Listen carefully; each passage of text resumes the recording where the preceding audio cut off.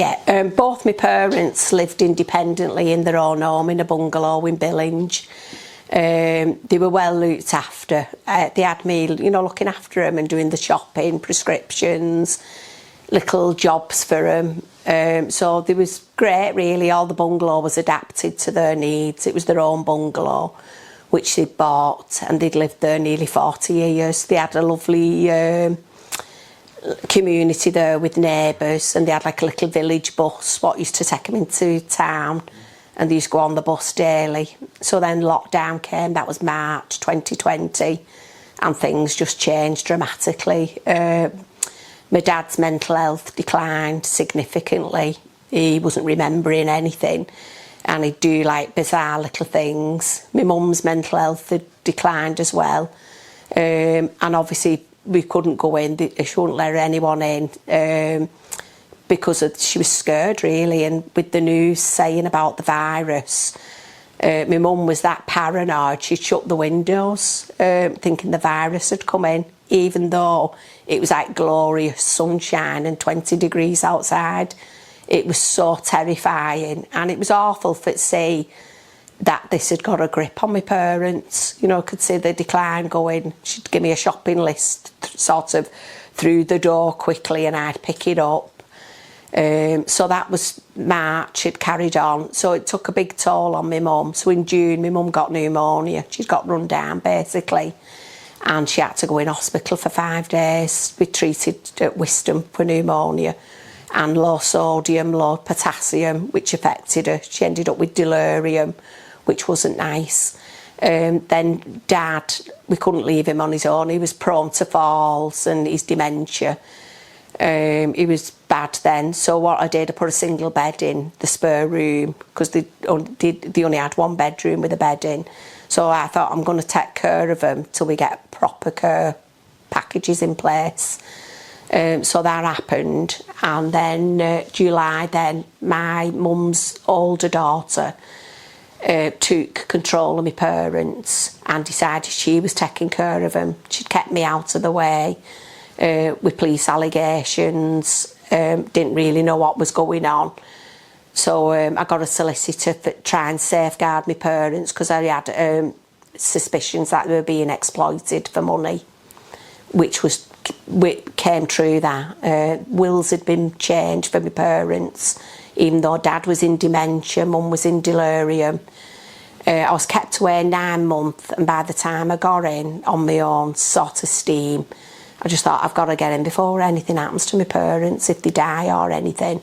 They had no caring, and my stepsister was still working full-time as an estate agent. So by the time I got in, literally my parents were left for dead, and the money had been took, approximately £90,000.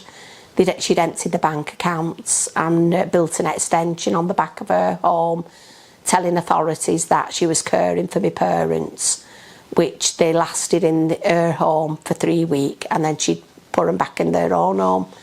So I was trying to piece together what had gone on. And my mum was ill. She'd lost over 1.5 stone in weight. She was limping, so she was left with a broken hip from previous surgery the year before. So I had to get her hip surgery done.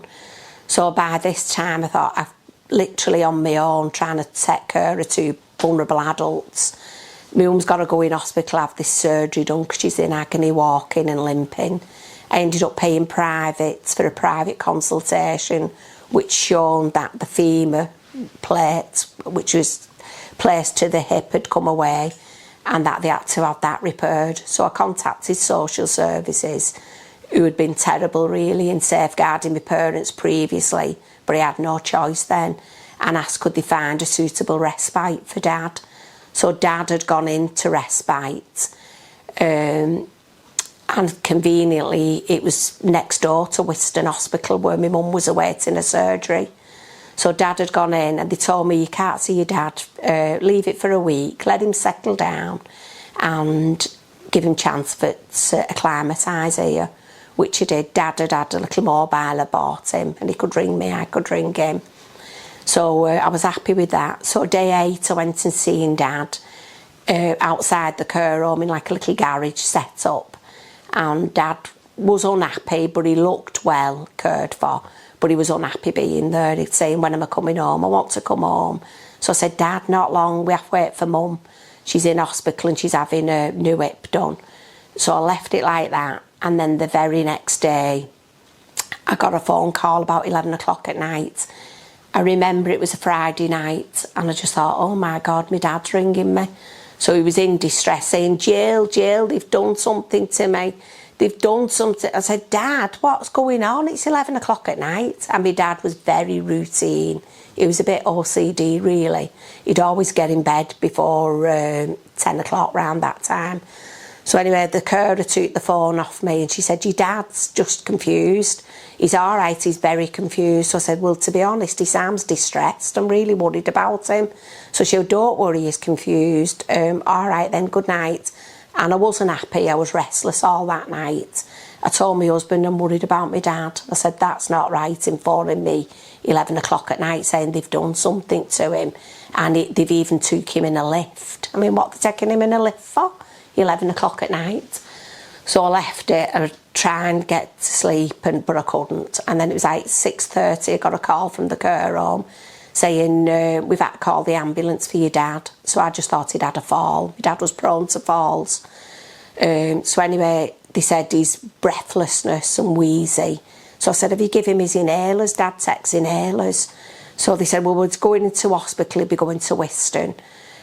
So anyway, what I did, I left it a few hours, made my way to Whiston, and then when I got there, I just got the shock of my life. I took my mobile phone out and took a photograph of Dad, which was this picture, and I was like, oh my God, I can't believe that he's completely dehydrated out. His skin's parched, his lips are cracked, he had no dentures, no hearing aid, no glasses. And he couldn't even remember anything being in the care home, so his memory had been wiped clean. He had no memory of the care home. So I was like, oh my God. So I got him dehydrated straight away, got bottled waters for him and left him drinking water. Then I rang the care home saying I'm coming back to collect things for Dad and that he will not be returning to this care home at the state that you've left him in. I was totally appalled at how they'd left him and let him get into that state. It was deliberately dehydration. My dad could pick a drink up and drink. He wasn't in advanced dementia or anything. So anyway, I collected all Dad's things, his hearing aid, glasses and his dentures so he could eat. And Dad was left in A&E. So I stayed all day till early evening visiting both parents. Mum was awaiting her hip replacement, which had got cancelled twice. And I was thinking, please don't cancel the third time, 3 week. And Mum's being hoisted. She's getting very confused because she's a deaf lady and a lip reader, and people were still wearing face coverings. So I visited Dad. I made sure he was all right, put a blanket over him, took photos of him. He had his glasses, he had a buzzer which he could access and his fluids, and left him comfortable, got him an extra pillow, and said I'd see him tomorrow. They told me that Dad was being treated for aspiration pneumonia. It could be COPD exasperated by dementia. None of it really made sense to me, to be honest. I don't really think they was treating him for anything. So I am an ex-auxiliary nurse and an ex-tetraplegic nurse, and I do know the basics. So there was no nebulizers for Dad, there was no oxygen for Dad, there was no IV drips for Dad, and he wasn't monitored for any observations. He was just left in a bed, which struck me, and I thought, why aren't they really treating him in A&E, ready to go to a ward? So anyway, I left him and I come home, I was still worried about Dad, so I rang Whiston Hospital. I got through to the receptionist who told me Dad was still in A&E. So I thought, oh my God, it's like 18 and a half hours and he's still in A&E and not on a ward. So I was still worried about him, thinking, is he getting fluids? I'd not seen him then since 7 o'clock. So I decided drive to Whiston, which is a bit of a drive from here. So I drove up, went on the unit, and I was told by an auxiliary nurse, your dad's not here. So I said, all right, they've told me that he's still on the unit on reception. can you find out where he is? So this auxiliary nurse, healthcare professional, just walked off and in a huff, she said, well, I'll find out for you. So anyway, I just remembered my dad was in cubicle 17. So I walked back through a bit of a maze through E&E and I found cubicle 17, but the door was shut. I thought, I bet there's another patient in there. I better knock and just peep through. So anyway, I've knocked and opened the door slightly. And lo and behold, I found my dad flat on his back, hanging out the bed, and the bed had collapsed, the trolley. And he was crying for help, shouting. So the table had been moved, he couldn't access the buzzer. His other table had been moved so he couldn't access any fluids. I lifted Dad up and he knew who I was straight away. He said, for God's sake, get me out of here, please get me out of here. I said, Dad, I am. God, like, so I was like just shot lifting him up. So I thought, right, I'm getting him home. They're not treating him. There's no nebulisers up. There's nothing for him. No oxygen. His medication's not even been touched in blister packs. So I just got Dad in a wheelchair, took him out to Whiston, and on the car park, got him in, was putting Dad in the car, and 2 nurses come on the car park saying, do you know we're going to call the police on you? So I said, well, do that, because I'm calling the police on you for willful neglect, leaving my dad at risk. I said, I'm taking him out of danger and for his own welfare. He could have broke his hip or his leg and falling out of that bed. So anyway, I took Dad home, got him hydrated a bit, put him in his pyjamas, and he was happy and content. You could tell with his face, you know, he was relieved. Then the next day I got a phone call from social services at Whiston. There's a safeguarding in against you, that you've took your dad home. So I said, I've took my dad home out of danger and he was at risk. I've got photographs to prove it. That my dad was hanging out of bed crying for help, and they'd removed the buzzer from him and fluids. So I've took my dad out for his own welfare. So anyway, I left her at that, and then the next 3 days I had the police banging on the door, frailty nurses, social services, frailty doctors from Whiston. I wouldn't open the door because I thought, I'm not letting my dad go back there. I'd already got Dad antibiotics via 111. I'd started him on a course of antibiotics. His urine was like a thick treacle, dark colour. He was completely dehydrated out, trying to hydrate him back to normal. So 3 days his lungs were just filled with fluid, wouldn't go away. So I suspect that at the care home Treetops had actually administered something to Dad that Friday evening to start this domino effect on. So 3 days had gone, and I just thought, if Dad passes away in my care, it's not going to look good.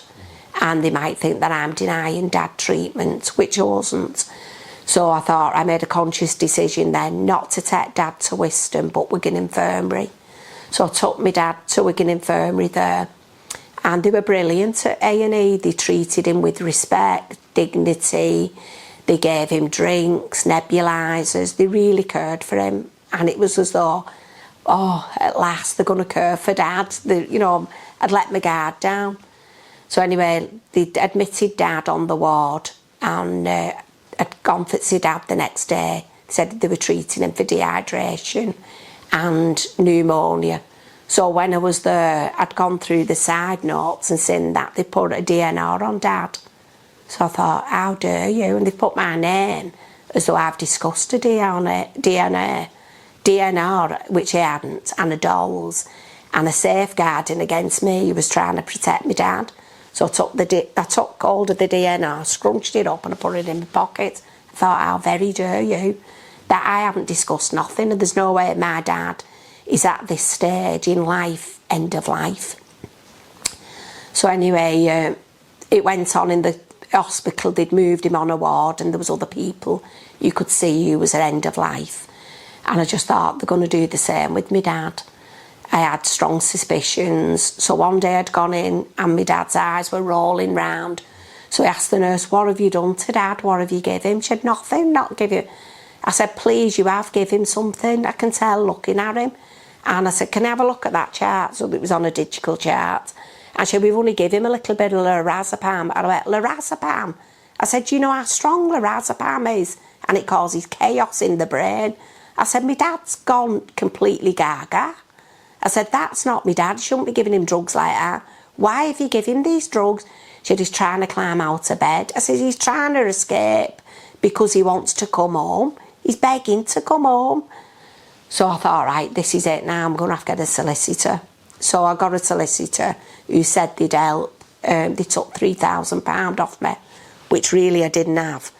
Put that on a credit card, and they'd said they'd start the ball rolling because the dolls was an illegal dolls, and obviously safeguarding against me. He was trying to protect him. And I never really seen many emails what were sent, but they come to it where they were having a best interest meeting now. So Dad was 10 weeks trapped in a bed. He was drugged up on lorazepam. He was nil by mouth, I found out, 9 days. My mum had to sign a form, feed at risk, so they could stop him choking, which he didn't believe. One of the nurses there told me, get your dad home and just get him on baby food, you need to get him out. So it's as though she knew they were going to do something to him. So anyway, 10 weeks had gone. They had the best interest meeting, saying Dad needed hoisting, 2 to transfer, 24-hour care. He's in advanced stages of dementia now. So this was around November 2021. And that he needed a care home. So the social worker had sent me a list of care homes, which they did. They had a little choice. And I just looked at the ones which were good. I didn't really know much about care homes, and I didn't really know how bad they could be. I never really thought about it. So anyway, we thought, we'll get my dad, once he's got a bit of weight back on him, because he'd lost half of his body weight being in hospital. So he entered the care home, and then it was, we'd informed the care home that LPAs had been fraudulently obtained by this stepsister, and to be aware of this. They wasn't interested, and I was told by the care home manager, we're not interested in your family politics. So they was going with the LPA holders' decisions on Dad's detainment in the care home. So we got in touch with the solicitor, who said apply for a court of protection and they'll get the attorneys removed because they wasn't acting in the best interest of your dad. So we waited. It was nearly over a year before the court of protection come through. So Dad was in the care home then, November 2021. By December the 26th, I got an email saying that they're in COVID lockdown till February. So I thought, oh my God, it's going to break my mum. My mum had been married to my dad 65 years. They were devoted as a couple. They'd never been separated before. And obviously the hospital admission the year before for a month, it took a big toll on my mum. So I took my mum to Blackpool, you know, for a weekend break, for like turkey and tinsel at one of the big hotels, trying to, you know, soften the blow, not seeing Dad. So anyway, we kept ringing up, is Dad all right? Yeah, he's fine, and different things, but he'd had several falls, even though he's supposed to be hoisted. I don't know how he kept falling, if he was hoisted and 2 to transfer. So anyway, that was it. He was back in hospital again with severe dehydration, which caused a kidney injury. He was back at Whiston, spent 10 days there, where I could visit Dad every day, anytime. They had no COVID restrictions on.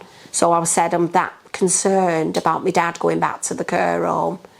Can you transfer him back into his own home? They said, we can't. He's got to go back to the care home as a step-down bed, and they'll assess Dad. So he went back to the care home, and things just went from bad to worse. They put restrictions in, half an hour visiting on a weekly basis by appointments only. And it was either Friday or a Saturday. It was first come, first served basis. So this even broke, my mum being away from her husband. So it just going on and on. So in the June, Mum was just giving up then. The police had not done anything about the fraud, which had happened on their accounts. 90,000 had been took. Wills had been changed. But at that time, we didn't know a will had been changed for Dad. Mum was adamant there was no will in place because Dad had dementia and he couldn't make a will. So anyway, sadly, my mum died on the 5th of June 2022. So I went to the care home saying, can I take Dad to Mum's funeral? They'd been devoted to each other 65 years. I'll pay for, I even emailed them, I'll pay for 2 carers, I'll pay for transport for the hour for at the funeral's only half an hour at Mum's getting cremated. And I was told, no, my dad's not well enough. And he looked all right the night before. He's not well enough, and that you can streamline it on a video. I thought, that is awful. How can my dad understand that, having dementia? And it would have been a good opportunity for Dad to meet other relatives who he'd been isolated from. So anyway, Mum died, we had a funeral. None of the sisters came. That was my mum's last wishes. And my mum was cremated. I've got her ashes here. So anyway, I carried on visiting Dad, and was still waiting for the court of protection to come up. I never used to go to the care home on my own. I didn't trust him. I always had a witness with me, which was either my son, my son's partner, or my best friend. Like I said, I was never alone. So anyway, I'd gone 1 September, the beginning, and the curtains were closed. It was a red hot day. Dad was in bed, and they said, what are you doing here? You're not supposed to be in here. We've got COVID on the ward, on the unit. So I said, oh, well, I've never been told, and I've already kissed Dad, so doesn't matter, really. No, you'll have to leave. So anyway, we were sort of thrown out the care home. That was me and my friend and my late brother's partner. So anyway, I had my suspicions then they're doing something to Dad, having him in bed, and he looked drugged up.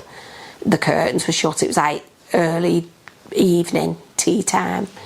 So anyway, I went back again to see Dad, and his head was raised up against the, you can see on these pictures, because I was so shocked. I took a picture. There was no bed rails up on Dad where his head was. And he was lay in a fetal position, in pain. He couldn't retract his legs. And I was so shocked. So I just had suspicions that they're going to put Dad on end of life. So this was September. I was told they put Dad on end of life October. October the 28th, they had the court of protection brought forward by 1 week. And I was waiting for that. So in the meantime, the care home emailed me saying you're banned from visiting your dad. So I said, you know what you're doing is illegal, banning me from seeing my dad. They said it's not up to us, it's the LPA's decision.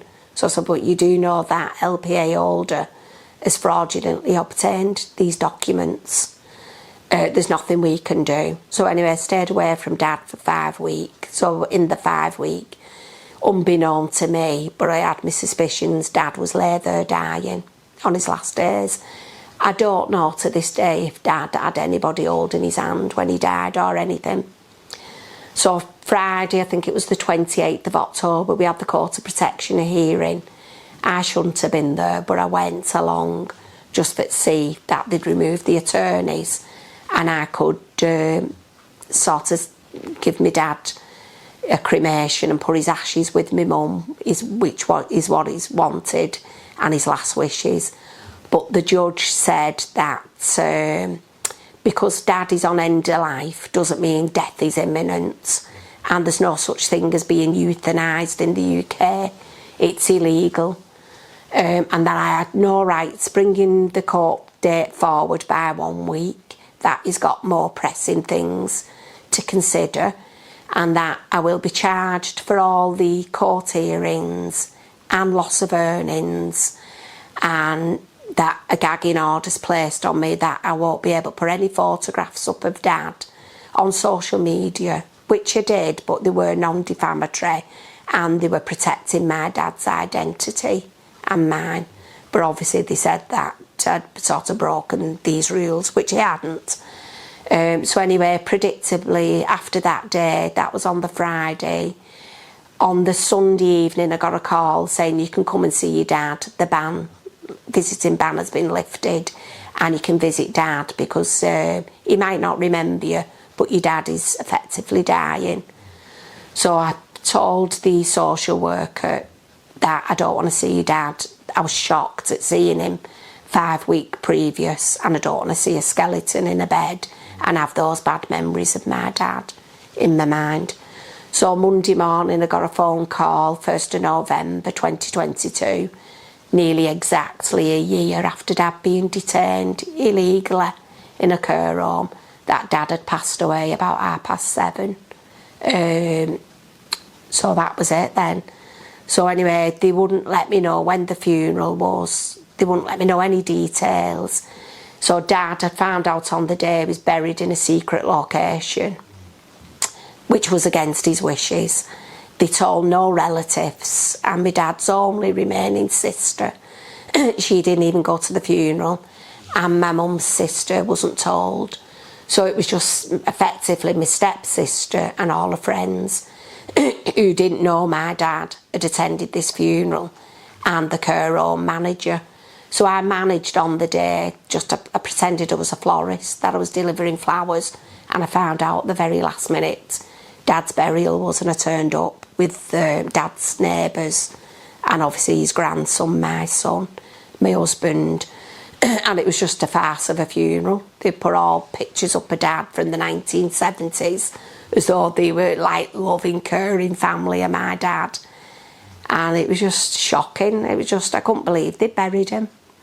And then the other sister died, I think it was about 5 weeks later, and they buried her body on top of my dad. I was like, oh my God. And then they'd had this carving done as a stone and put my mum's name on it as though she was buried in the ground as well, which, I mean, my mum's ashes are here at home with me. It's just been horrendous. I've dealt with the police, social services, the abuse and exploitation my mum and dad suffered has all been basically covered up. Merseyside police lost my mum's police taped interview, which she did. She had full mental capacity, and she said she wanted her daughter prosecuting for taking all her savings and money. I mean, Mum didn't even have enough money for bury herself. My son had to get money on a credit card to bury my mum. It was shocking. So I lost my brother in 2020, and then my mum, dad, and then my sister, who'd actually gone in with all this fraud. So it's left me now dealing with contentious probates because a will has been produced for my dad, and this will had been my dad's third will. I mean, who makes 3 wills? So in this will he's written my late brother out, who's his biological only son, and he's written me out, his firstborn daughter, who he was extremely close to, in a close relationship. So it's left this bitter taste now. So I'm 5 years on dealing with everything, and 3, yeah, so that's where I'm up to now. I've got a solicitor who's dealing with the probate. I've got an empty property where my parents lived. I'm maintaining that, insuring it. The stepsister is contesting my mum's will, saying that I've influenced her and coerced her, even though Mum had full capacity. She made the will in private with the solicitor and a paralegal. It was all done privately. She'd give her reasons why she'd written a will, because of fraud and theft, which her 2 daughters had committed against her. And I've just got this web of deceit, just weaving through it all. I'm not getting any further on with anything. So it's left me now where I've got a forensic investigator who's on board, and she's going to put everything in chronological order, because this was a serious domestic abuse case. It was coercive and control that my parents suffered under the care of the oldest daughter for monetary gain. She'd actually detained my dad with the fraudulent LPAs in a care home against our wishes, and she did that for spite me mum, because my mum had reported her to the police. So everything's just been ongoing. So I'm just hoping that once this document's been done with the forensic investigator, we're going to present it back to Merseyside Police, and I'm just praying that they'll reopen and reinvestigate everything, because we have that much evidence. What's happened, locks changed, BT numbers were changed, the Royal Mail was redirected to her home, wills were changed, LPAs were changed, large amounts of cash were removed out of my parents' accounts. It's all there, all in evidence and chronological order. And during COVID lockdown has gave like a brilliant terrain to commit this crime, because no one was allowed in my parents' home.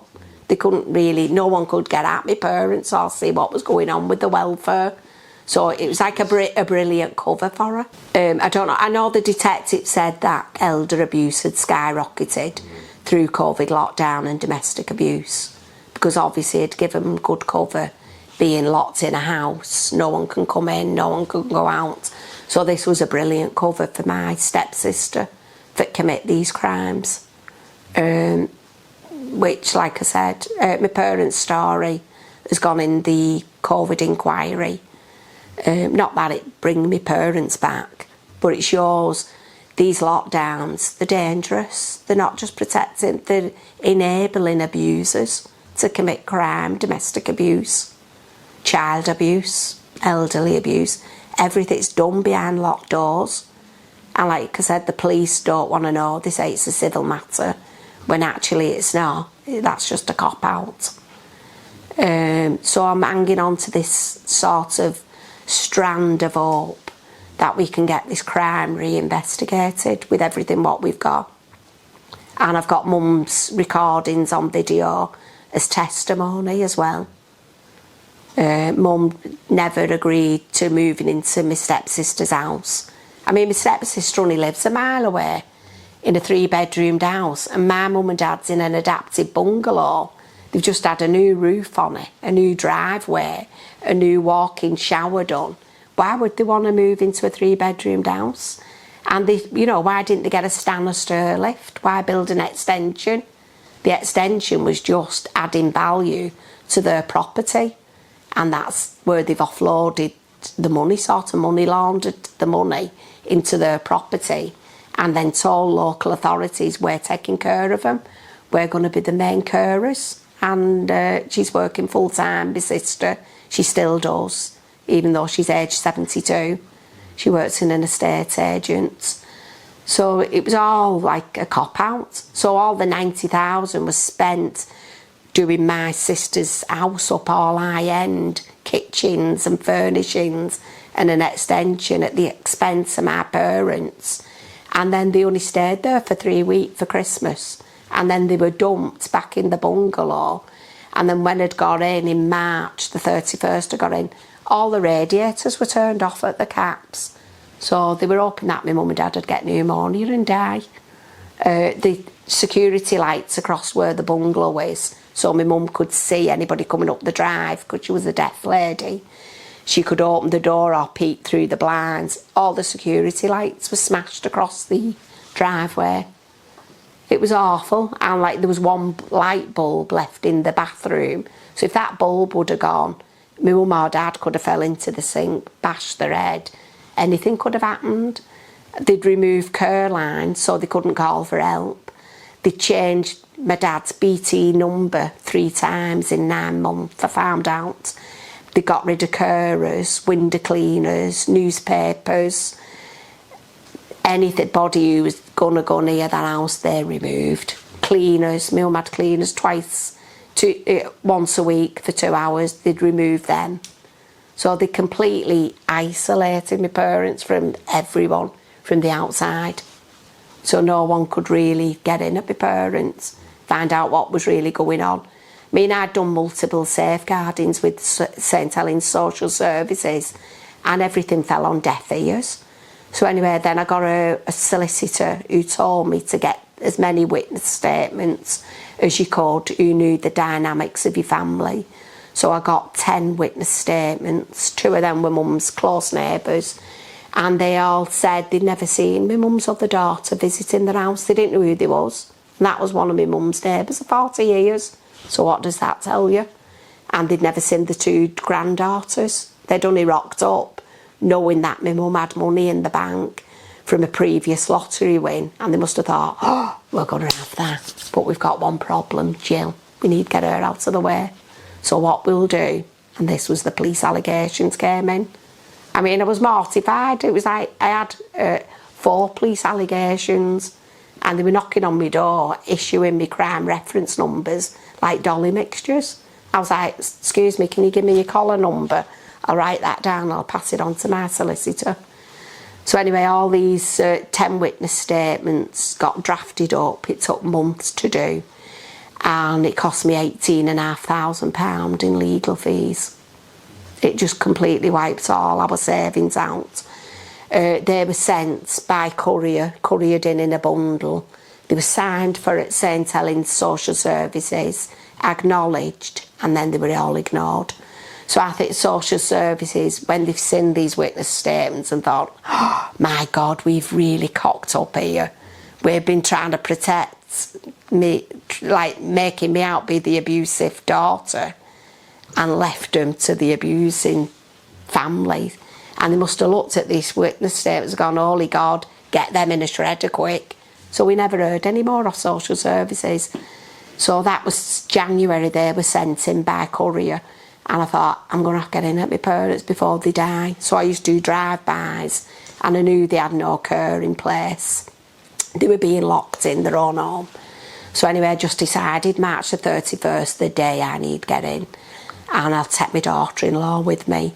So she knocked on the door, and then no answer. Then we went back again, had a coffee here, then went back again, and then my mum opened the door thinking my daughter-in-law was a nurse.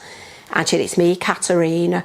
And she said, oh, Katerina, should have got Jill in the car. Do you want to speak? No, I do. So what they'd been doing, my 2 sisters and all the family, there's 7 of them involved in this fraud, which if they would have got away with £350,000, if I hadn't got in when I did, they would have had the house. They had the £90,000. But anyway, when I'd got in and I'd seen mum was left like a little doll. She'd lost 1.5 stone. She was hobbling about. She looked as though she'd aged 40 years. It was horrible. She just hugged me and cried, and I still get emotional thinking about it, to be honest, because my mum was my best friend. She wasn't just a mum. She was like, I was very, very close to her. We used to do everything together every weekend, shopping, her dome. We used to go for a game of bingo Sunday. We'd have weekends away. I'd have planned 3 weekends away for mum and dad. We always went the same place, Grange over Sands in the Lakes. And then mum had told me that I was telling everyone she had dementia, and I was plotting to put her in a care home. So she said my sister had even got a brochure out the side dresser in the living room. I said, there's the care home she's putting your mum. And she'd even put like a brochure in for it there. I was putting in a care, none of which was true, and that I'd been taking her money. None of that was true. And my mum was just believing. She must have been getting brainwashed every day and believing it. Plus, she was in delirium, my mum. So all her critical thinking had gone, and she had low sodium. She was in heart failure as well. And they just persecuted her, to be honest. Dad didn't know any difference. He was in dementia. He hadn't got a clue what was going on. So mum then, I asked her, I said, are you managing your money and everything? She said, no, we don't get bank statements now because of the virus. We don't get post. I said, I do, mum. And I pulled some letters out of my bag. I said, everybody's getting post, mum. So I thought that she's redirected their post. I bet that's what's happened, which I found out it had. So I said to mum, can you walk on your stick and I'll take you to Lloyd's Bank and we'll go and check your statements. So anyway, she said, yeah. So Katerina looked after my dad, and I took mum to Lloyd's. And she asked for her bank statements and dad's. They wouldn't give dad's to her, but she'd got her own. And she'd gone through her bank statements and she nearly fell off the floor. She had to sit down, they'd emptied her bank accounts. I think there was 700 or 800 left in it.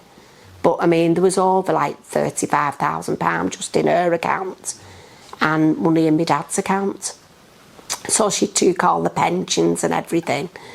So the girl at the bank said, listen, you need to go to the police, report it now if you're saying you've not agreed to it, and report it to the police. So we went to the local police station, reported it, got a crime reference number. They came out and took a statement off mum, a written statement, which I have a copy of that. And they came out a few months later when they were saying they were investigating, and did a recorded video of Mum with a social worker present, the detective from economic crime, and another guy recording everything on camera, saying that if it does go to court, Mum doesn't have to go because she's classed as a vulnerable adult with their age and being a deaf lady and a lip reader. So anyway, they wrote all the questions down for Mum, and she said, you know, saying, did you authorise these cats? No, I never. So Mum was direct, and I could hear everything from the other side of the room. So no, I never. And then the last question to Mum, well, what do you want from the outcome? Mum said, I want my daughter prosecuting, and I want that money back, what she's stolen from me and her dad. And that was it. So anyway, we never heard anything for weeks. And then the detective comes saying that there's not enough evidence and it's a civil matter. He was embarrassed when he told me, and I went, somebody above you has told you to say that. And he was blush. I said, somebody above you, your station, has told you to close this down because of social services failings. I know what's happened. I said, you've had a strategy meeting, I found out. I said, and because of social services gross failings, you've had to shut this down. And he went, I'm sorry, I'm really sorry. He didn't know where to put his face. He said, you can ask for a review. I said, I will be doing. So I asked for a review. That wasn't going to happen. I put all my complaints in against Merseyside Police. That was on deaf ears.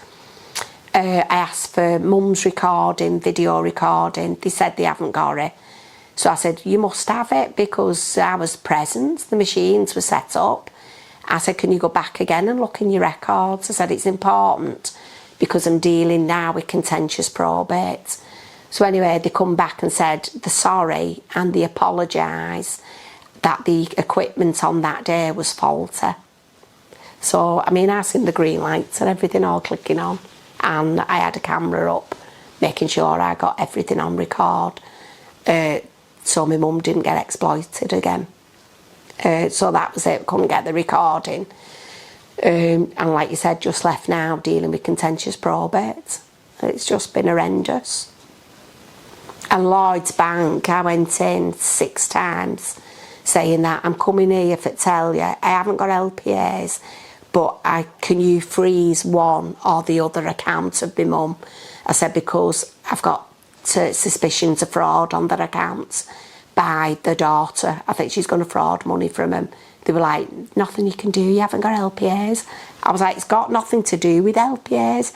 I am coming to tell you either my mum or dad or both accounts are going to be frauded. I was like, sorry, nothing you can do. It was like I was banging my head in a brick wall. So anyway, the money had gone by then, and there were large transactions, some like £15,000. And then on a daily basis, they were taking £250 from each account, which amounted to £500 from a specific cash point near where my stepsister works. There's no way my mum could or dad could get to those cash points. They'd have to get 2 buses and walk over a main road. Mum was on a walking stick and dad was on a Zimmer frame. And there's no way they'd do large transactions every day like that. My mum was only getting £80 a week basic pension, and my dad was on his pension and a private pension, disability pension. So they wouldn't go taking £250 a day out each, £500 a day. No, and both pensioners, they were like very frugal, my mum and dad. They were like, they had a daily budget every week, and they bought the same thing, you know, same set of things, a pattern with everything. And then the next minute, all these transactions. I was like, oh my God. They'd like £3,600 off Dad's debit card on the 3rd of September and made these transactions to a will company, a card will company in St Helens. And the same day, my dad was presented at Wiston Hospital at A&E with an head injury and confusion. So I've got that in his medical records. So who pays £3,600 for mirror wills? That's extortionate. really extortionate. So this will writers, with, you know, there's a big question mark over her. They're not regulated by any ombudsman. I didn't know this. They're not. She's saying that she was a solicitor. She was actually emailing my mum's GP, and she was emailing social services, and she represented herself as a solicitor. Then when I've checked the Solicitors Regulation Authority, she's not registered as one. And I found out this is what happens. These will writing companies can set shop up anywhere. They don't need any qualifications. They just set themselves up. They're not regulated by any ombudsman, any legal authority like the Solicitors Regular Authority. So everything about this will writing company is dodgy. It's took me 2 years to see Dad's will, a copy of his will. And then I thought, surprise, surprise, no wonder they took 2 years. I looked at it and I thought, that's not my dad's signature. Doesn't represent him. See, I knew my dad. He did all the birthday cards, he did all the writing. I knew all his handwriting. So the Court of Protection did a Zoom call with Dad. My dad really couldn't make it out, obviously on a little phone. And he said, I can tell you Dad's in dementia. This was April 2021, ready for the Court of Protection. And I said, while you're on the phone, can you actually see Dad sign something? Because I don't think Dad can sign his name properly. So anyway, I videoed Dad and he signed his name. And he said, can you screenshot that and send it me in an email, which he did. So this John Omrod from the Court of Protection, he sent a big document to me. And then he put everything in, listed everything that my dad didn't have capacity, revoke an LPA, which he did from me, for no valid reason given. He'd appointed me as attorney. That had been revoked suspiciously. And then the daughter, he'd appointed her in August 2021, and they were registered 2020. And he said, your dad lacked capacity on these. So I've got it actually proof in writing. And we've got Dad's medical records, which were sent to him. He's accessed, and you could see my dad had been in, his memory had been going from the January 2020, yet they'd made another will for him. Just on beggar's belief, really, what goes on. But anyway, Lloyd's were shocking. All my complaints with the financial ombudsman, they were ignored. All my complaints with Wigan Infirmary, they were just brushed aside. Whiston Hospital, complaints with them, they were just brushed aside as well. You were just as though you were up fighting against fog. And I was just being sort of, I felt as though I was being gaslighted all the time, as though it was my fault. And I'm to blame for taking Dad out of hospital. And it was just awful, really. Just like a continuation. And because of the sort of length of time, 5 years, I've not had any closure with anything. I've not had time for grief. My brother, he was also blamed for stealing money from my parents. I've seen that in a document. Now, my brother had a track hearing. He couldn't eat, couldn't drink, he was peg-fed. He had throat cancer. And there's no way, my brother was the honest, good soul. I was very, very close to my brother. So they were making allegations against him and then telling my brother I was stealing from my parents. So I've not had time really grieve my brother or my mum or my dad. Like I said, my dad's buried in a woodland in Greenacres, and mum's ashes are here. They should be both together. So it's left me in, like, you're in a dilemma with everything. I can't put my mum's ashes on top of Dad's grave because her other daughters there who abused her. It's just been an awful, awful thing. It's just left me because I was such an outgoing person. I was up for a laugh with everybody. I was very laid back. Nothing really fazed me or bothered me. Everything used to go over my head. I was very carefree. And it's as though someone's just come in with a wrecking ball and just disturbed my equilibrium. That's all I can say. What it's done, it's just disturbed me. And for knowing that my mum's own flesh and blood And my mum's daughters could do this to her, and her family and her grandchildren. Like, that do such horrid things for money. And it's not just about money as well, it's just the sheer lying and the deceit and the neglect. They left my parents for dead. If I hadn't got in March, I think both parents would have died. And when the police arrived, my stepsister told the police that I was holding my parents hostage in the room, which I found funny. So when they came in, they said Mum and Dad had a hot meal. They were both being looked after by me. They spoke to my mum in private. I told them Dad had dementia.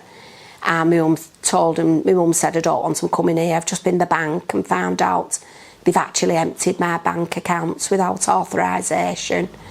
They've been using my card without my knowledge. So my mum said, I don't want them in. So from that day on, March the 31st, my mum never seen her oldest daughter at all. She's never seen her from that day on till she died. And then the other younger daughter, she tried getting in the June of that year, but what I did to stop my mum and dad from being exploited, I got home cameras which were attached to my phone. So if Dad had a fall, I could get my husband round while I was at work. So anyway, my phone went off that there was activity.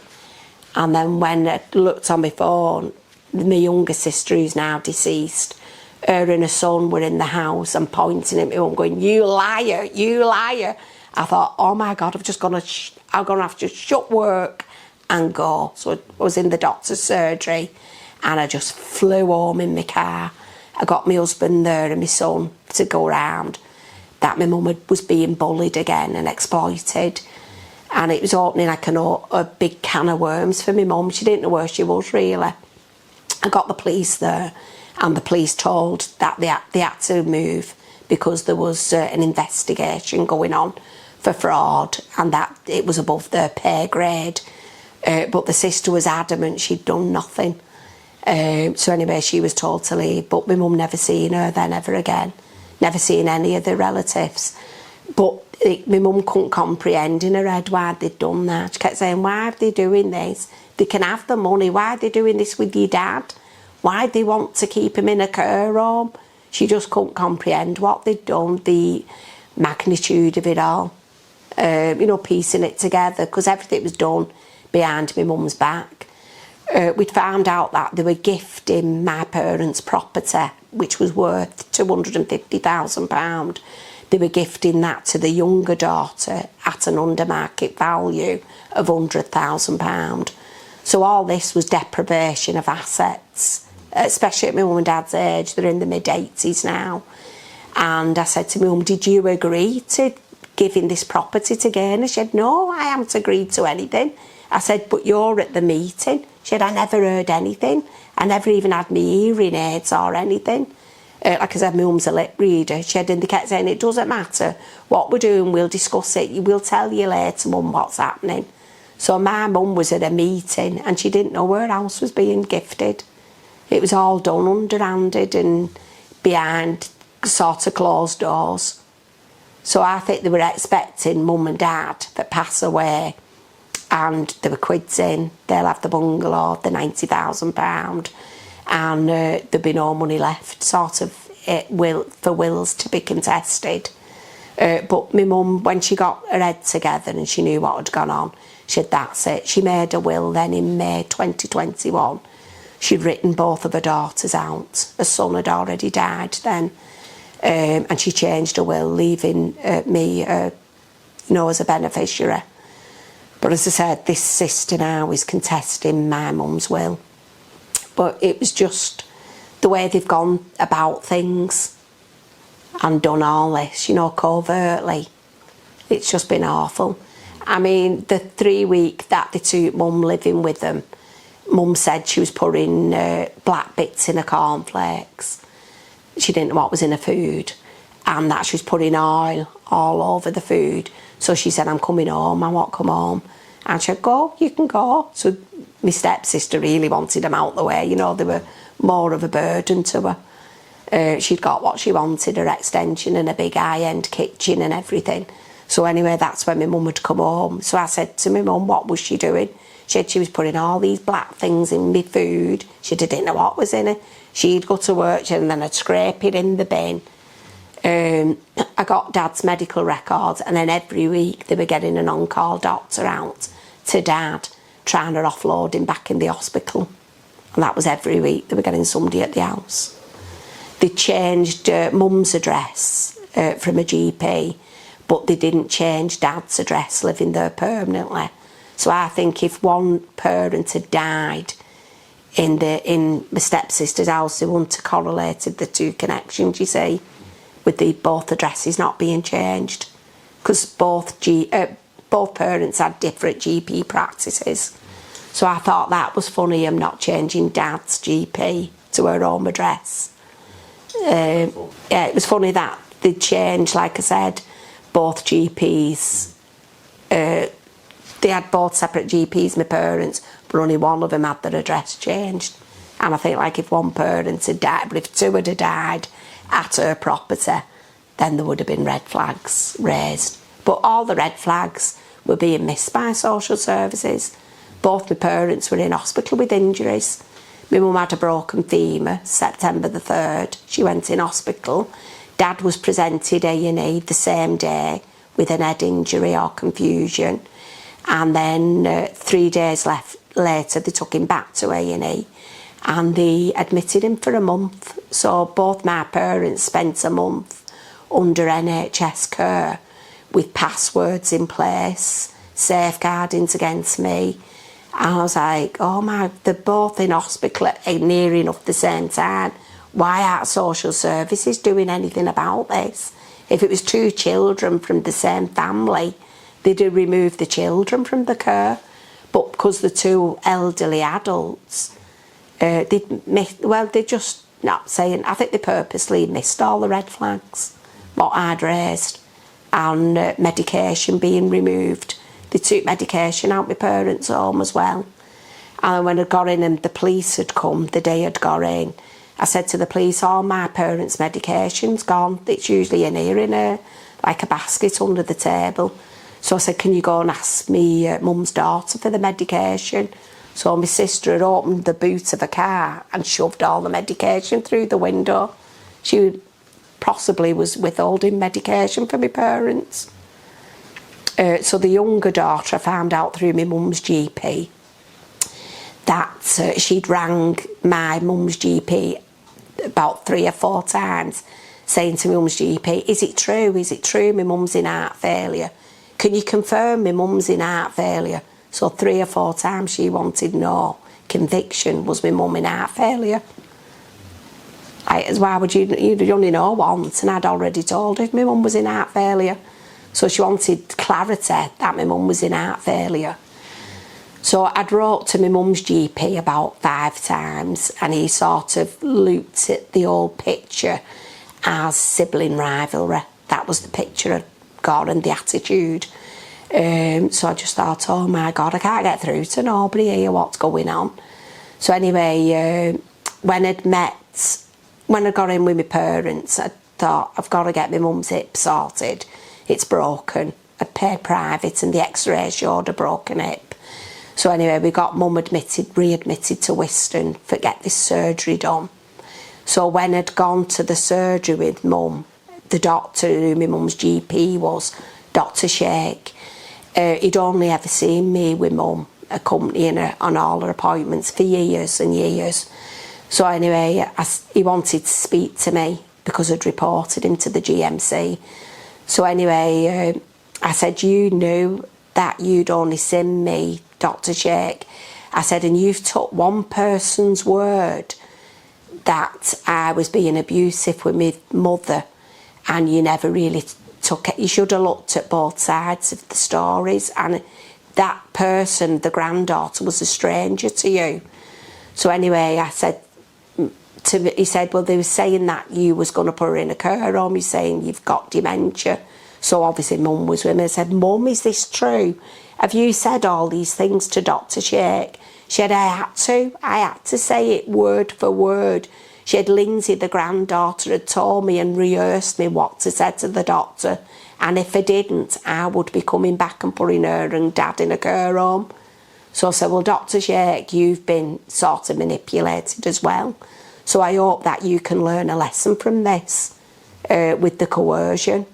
But he was so apologetic, saying I was sorry and everything. But I believe Mum was being drugged up with codeine then, you know, with the pain. They were, because Mum was walking on a broken hip, I think it was conveniently where they were drugging her with codeine. So when I got in, I had to slowly wean my mum off these painkillers, which were just knocking her out. And I had to reduce all them. But I think that was just a way around they could do things with Mum being drugged up. That was another thing. So they told social services I was drugging Mum up. I've seen that in a subject access request.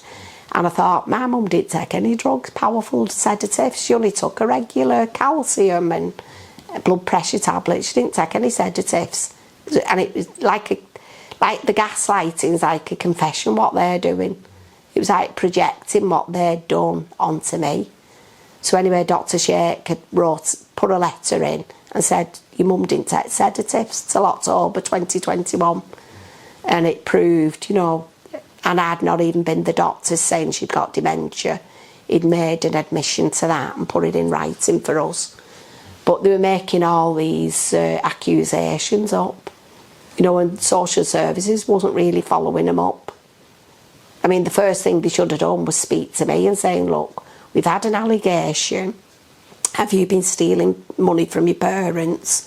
And that would have been the end of it all, but they never. The social services just rang me saying your mum doesn't want to see me. So I said, but why? Why has this all happened all of a sudden? Decades, my mum's been a friend, my best friend, and all of a sudden she doesn't want to see me. These are all red flags. So I said to the social worker, Paul Moran, I said, if anything happens to either of my parents, you have to relay my message back to the manager that I will hold, telling social services accountable. I said, now relay my message back. I said, because I've got great concerns for my parents' welfare, the way they're being treated, and they're both in hospital with injuries. I said, and people not being able to see them, relatives. I said, all these are red flags, what are being missed. But it just fell on deaf ears with them. They were so grossly failed them. Well, everybody did really. The Office of Public Guardian, they failed them. They ignored all my safeguardings. The Court of Protection failed to protect my dad. Lloyds Bank failed my parents and allowed the money to be drained out of their accounts, even though they wasn't physically well enough to find out what was going on with the bank accounts. They failed them. The GP failed them. The NHS failed them. CQC are reported and raised a safeguarding for Dad. They failed them. So all the services that's supposed to be in place to safeguard elderly and vulnerable are just not there. And like I said, when you raise these red flags, you're made to be the one who's the troublemaker. How dare you question us? And that's how I was made to feel. But I've still carried on. And I've still carried on voicing my concerns and my opinions. Articles have gone in the Light paper and the Mirror. And I'm hoping when we get the probate done, I'm hoping for getting in the papers as well about the elderly abuse through COVID, which apparently skyrocketed these crimes against vulnerable people. That crime had skyrocketed through then.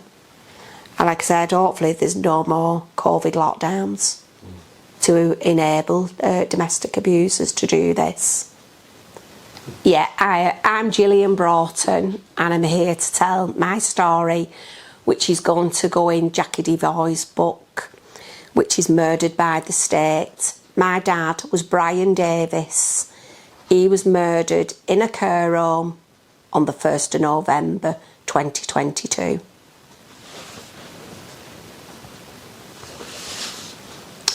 I'm Gillian Broughton and I'm here to say that my dad was killed in a care home My dad was Brian Thomas Davis, and I'm doing this full story for Richie Brown and Jacqui Deevoy's new documentary, Unseen.